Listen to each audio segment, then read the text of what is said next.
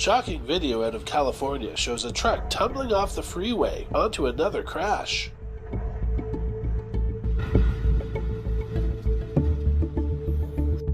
Multiple pileups were reported on the rain-soaked roads of Santa Clarita December 2nd.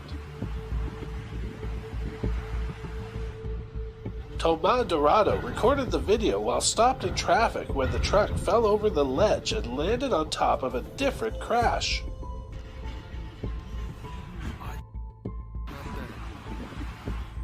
No one was inside the truck when it fell. 2 people were injured as a result of the incident. The California Highway Patrol says the weather was a factor.